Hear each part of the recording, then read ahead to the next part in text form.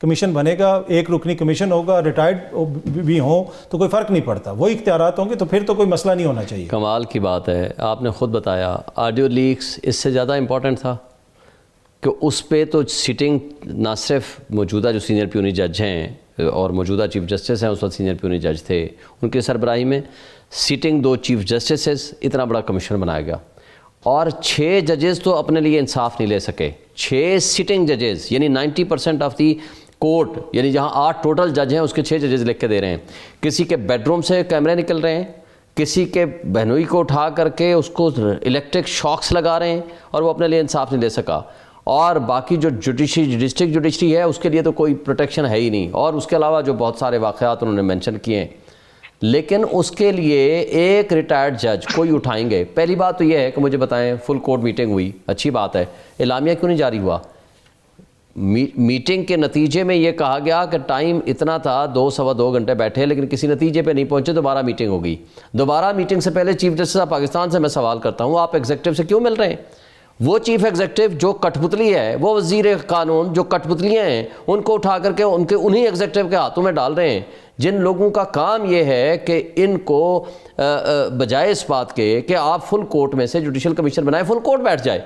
دیکھیں اس وقت اگر آج ان ججز کو پروٹیکشن نہیں ملتی، ججز کو جو آئین کے مطابق پورے پاکستان کی 25 کروڑ عوام کے حقوق کے محافظ ہیں، مجھے بتائیں کیا وہ حفاظت کریں گے لوگوں کے حقوق کی جو اپنی حفاظت نہیں کر سکتے؟ اور اس کے بارے میں اگر آج کھل کے آ کر کے کہہ دیا انہوں نے، اگر 6 ججز نے آ کر کہہ دیا ہے تو اس کا طریقہ کار یہ نہیں ہے کہ ایک ریٹائرڈ جج بٹھا دے، اس کو کون پروٹیکشن دے گا؟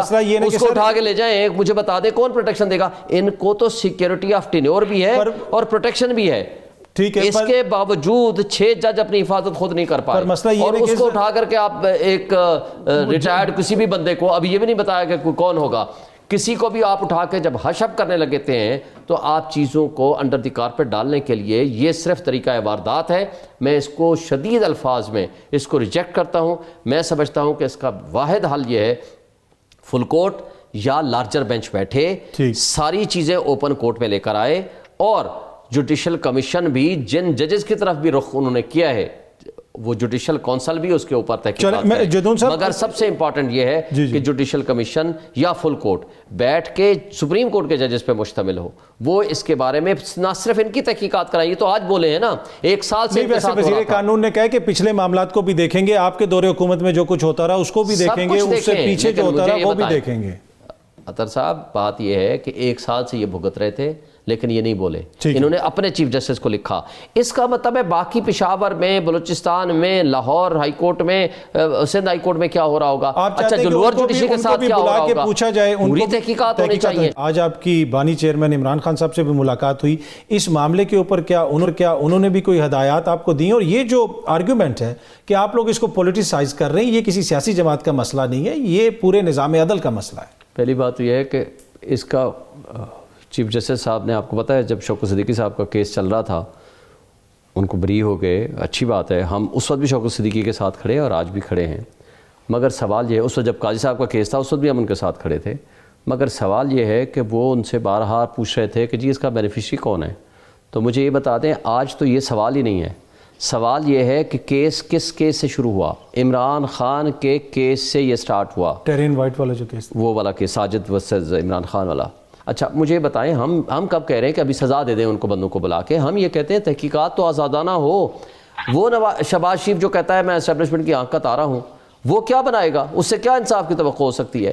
آپ سٹنگ جج جو انڈیپینڈنس ہوگا، اس کو سیکیورٹی ہوگی، وہ کم سے کم کوئی پراپرلی فیصلہ کرنے کی پوزیشن میں ہوگا، کوئی انکوائری کرنے کی پوزیشن میں ہوگا۔ آپ ایک ریٹائرڈ ججز کو، اچھا مجھے بتائیں جو سٹنگ والوں کو اٹھا کے لے جا سکتے ہیں، تو مجھے بتائیں ریٹائرڈ کی کیا حالت ہوگی اور ریٹائرڈ کی کیا پوزیشن ہوگی کہ وہ انڈیپینڈنٹلی فیصلہ کر سکے گا؟ ہم یہ کہتے ہیں کہ انہوں نے اپنی ڈیوٹی، جو سپریم کورٹ کی ڈیوٹی ہے کہ وہ اپنے ججز کو تحفظ دیں، تاکہ وہ سپریم کورٹ کے ججز جنہوں نے پورے 25 کروڑ عوام کے لوگوں کے حقوق کا تحفظ دینا ہے، تو انہوں نے اس کی ڈیوٹی پرفارم کرنی ہے۔ انہوں نے وہ کیا اپنی ڈیوٹی کر رہے ہیں؟ اس میں تو انہوں نے اٹھا کر کے اس چیف ایگزیکٹو کو بلا لیا جو ان کی پیداوار ہے، جو ایگزیکٹو کے بغیر جوڈیشری آپریٹ تو نہیں کر سکتی نا۔ آپ ایگزیکٹو کو بلائیں، ایز اے رسپونڈنٹ بلائیں، آپ ایز اے رسپونڈنٹ بلائیں, آپ ان سے انفارمیشن لیں, آپ تحقیقات کریں. یہ تھوڑا ہے کہ آپ ان کے ذریعے ان کو ڈال دیں کہ آپ اس کو حشر پر کر ہو سکتا ہے کہ ساری جج صاحبان کی یہ کولیکٹیو رائے ہو کہ جا کے اعلامیہ جاری ہوتا. آپ کے اپنے میڈیا نے بتایا ہے کہ کل اس پہ اعلامیہ جاری نہیں ہوا, وہ تو نہیں ہوا, اتفاق رائے نہیں ہو سکا. یہ نہیں پتا ہمیں کہ پر کہا گیا جو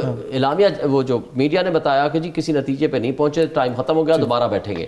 لیکن آج چیف جسٹس صاحب نے ملاقات کر کے یہ کہہ دیا کہ ہاں جی جائیں, اور ان کی خواہش پہ ملاقات ہوئی. اچھا, عمران خان صاحب نے آج کیا کہا, آپ کی ملاقات ہوئی؟ عمران خان صاحب نے جو موٹی موٹی بات کی, ایک تو انہوں نے ہمیں ہدایت کی کہ جی سنڈے کو ہم پشاور میں سب سے بڑی ریلی نکالیں گے انشاءاللہ.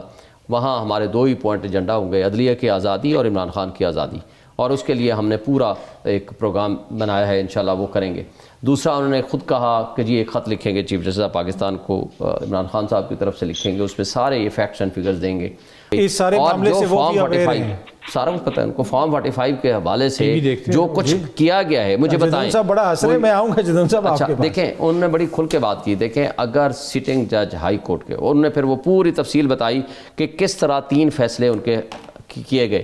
ابھی سٹیٹمنٹ ہوئی نہیں 342 کی, ڈیفنس ایویڈنس کی بات نہیں ہوئی, انہوں نے اٹھا کر کے سزا دے دی. اور جس حالت میں رات کے 11 بجے تک, اور پراسیکیوٹر کو آپ دیکھیں گے جو اسٹیٹ کونسل تھے, پراسیکیوشن کی طرف سے ان کی حاضری لگی ہوئی ہے, ان کو عمران خان کا وکیل بنا کے سزا دے دی گئی. اور جس انداز سے وہ چلایا گیا اس کی بڑی تفصیل سے انہوں نے بتایا ہے.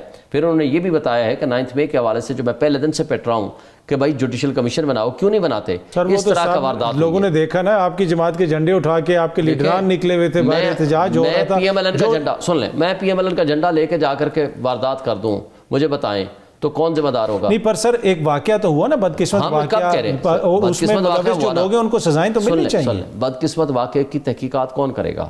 کیا جو پارٹی ہے وہ خود فیصلہ کرے گی؟ دیکھیں نا, فوج اگر ملٹری ٹرائل کرے گی تو وہ تو خود پارٹی ہے. وہ تو معاملہ بھی چل رہا ہے نا, سپریم کورٹ اب ڈیسائیڈ کرے گی نا سب جو اس معاملہ ہے.